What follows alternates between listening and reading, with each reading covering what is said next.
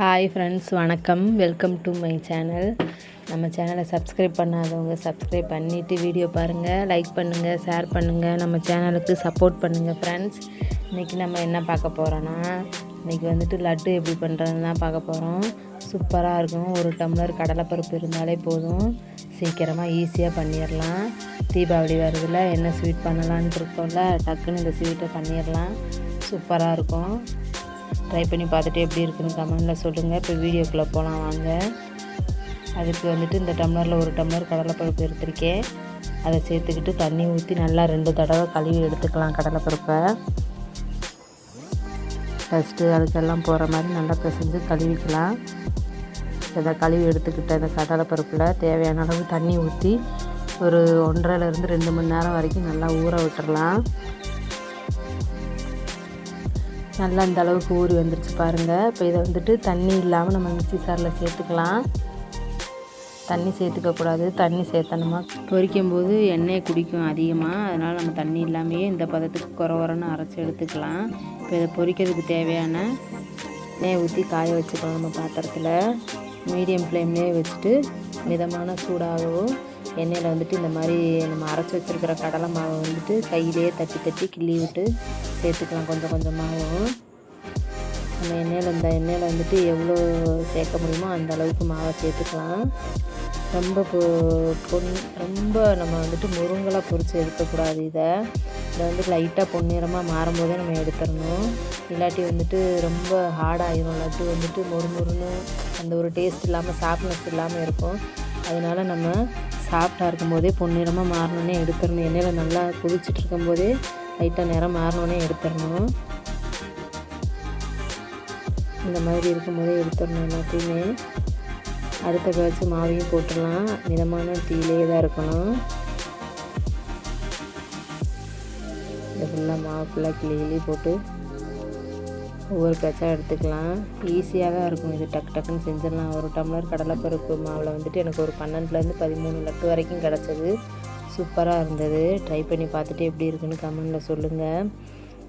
இப்போ ஃபுல்லாத்தையுமே நம்ம பொரித்து எடுத்துட்டோம். எல்லாத்தையுமே இந்த அளவுக்கு லைட்டாக கலர் மாறினாலே போதும். இந்த மாதிரி இதை ஒரு 10 நிமிஷம் அப்படியே ஆற வச்சிடலாம். நல்லா ஆறினதுக்கப்புறம் ஒன்றும் பாதியமாக பிச்சு போட்டுக்கலாம். இந்த இதெல்லாமே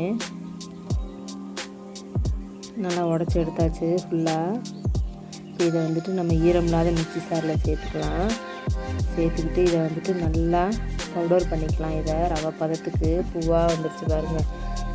இது கையில் தொடும்போதே சூப்பராக இருந்துச்சு. அப்படியே சாஃப்டாக நல்லா உதிரி உதிரியாக நல்லா இருந்தது. இப்போ இதை நம்ம அப்படியே ஒரு ஓரமாக வச்சிடலாம். அதுக்கப்புறம் ஒரு பாத்திரம் எடுத்து நம்ம கடலைப்பருப்பு அளந்த டம்ளர்லேயே ஒரு டம்ளர் சர்க்கரையும் 1/2 டம்ளர் தண்ணியும் சேர்த்து நல்லா கொதிச்சிட்ருக்கு. இதோட நம்ம ஏலக்காய் விதையை மட்டும் தட்டி சேர்த்துக்கலாம். லைட்டாக உப்பு சேர்த்துக்கிட்டு ஃபுட் கலர் சேர்த்துக்கலாம். உப்பு சேர்த்தா தான் அந்த ஸ்வீட் நல்லா ஸ்வீட்டாக சூப்பராக இருக்கும். அதனால் உப்பு சேர்த்துக்கலாம். லைட்டாக சேர்த்துட்டு ஃபுட் கலரும் சேர்த்துட்டு என்ன ஃபுட் கலர் உங்களுக்கு தேவையோ அந்த கலர் சேர்த்துக்கலாம். நான் ஆரஞ்சு ஃபுட் கலர் சேர்த்துருக்கேன். இது நல்லா கொதித்து வரட்டும். இது பாகு பதம்லாம் தேவையில்லை. அந்த ஒரு மாதிரி பிசுபிசுப்பு தன்மை வந்தாலே போதும். கம்பி பதம்ன்றது முக்கியம் இல்லை. அது லைட்டாக பிசு பிசுன்னு கை 2 ஒட்டி வர மாதிரி பிசு பிசுன்னு இருந்தாலே போதும். அதுதான் பதம் லட்டுக்கு. இந்த பதத்தில் நம்ம அரைச்சி வச்சுருக்கிற கடலை மாவை சேர்த்துட்டு நல்லா எல்லாமே சேர்ந்து வர மாதிரி நல்லா கலந்து விட்டுக்கலாம்.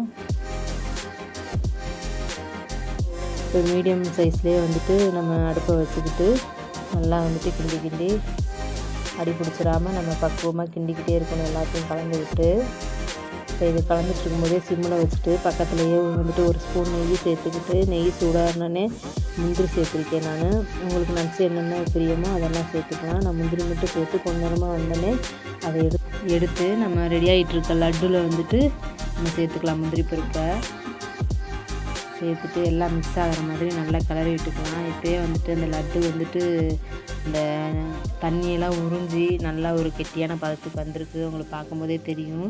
இன்னும் ஒரு நிமிஷத்துலேருந்து 2 நிமிஷத்துக்குள்ளே நம்மளோட லட்டு ரெடி ஆகிரும். இந்த அளவுக்கு நல்லா கைவிடாமல் கிண்டிகிட்டே இருக்கணும். இல்லாட்டி அடி பிடிச்சிரும். இப்போ பாருங்கள் சுருண்டு எப்படி நல்லா வந்துருச்சுன்னு. பாத்திரத்திலே ஒட்டாமல் நம்ம நெய் எண்ணெய் எதுவுமே சேர்க்கல. லைட்டாக ஒரு ஸ்பூன் மட்டும்தான் நம்ம முந்திரி வறுக்கிறதுக்கு யூஸ் பண்ணியிருக்கோம். அதுவே இந்த அளவுக்கு சூப்பராக வந்துருச்சு. அவ்வளோதான். இப்போ அடுப்பை ஆஃப் பண்ணிவிட்டு நம்ம ஒரு பிளேட்டில் மாற்றிக்கலாம். மாற்றிட்டு நல்லா ஆற விட்டுக்கலாம்.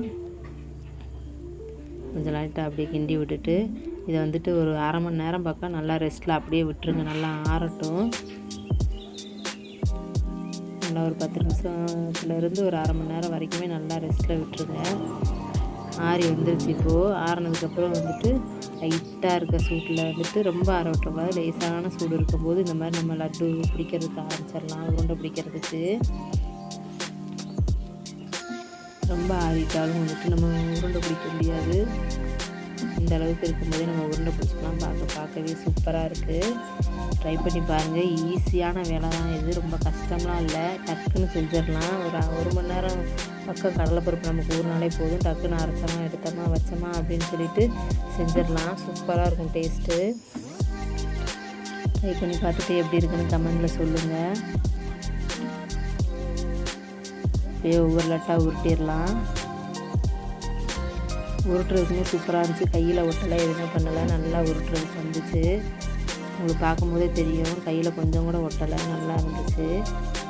இப்போ வந்துட்டு எல்லா லட்டையுமே நம்ம உருட்டி எடுத்துக்கிட்டோம்.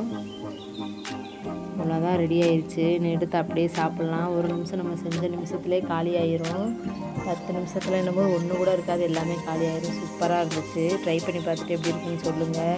நம்ம சேனலை சப்ஸ்கிரைப் பண்ணுங்கள், லைக் பண்ணுங்கள், ஷேர் பண்ணுங்கள். நம்ம சேனலுக்கு சப்போர்ட் பண்ணுங்கள். எப்படி இருக்குன்னு கமெண்டில் சொல்லுங்கள் ஃப்ரெண்ட்ஸ். அடுத்த வீடியோவில் பார்க்கலாம். Bye friends.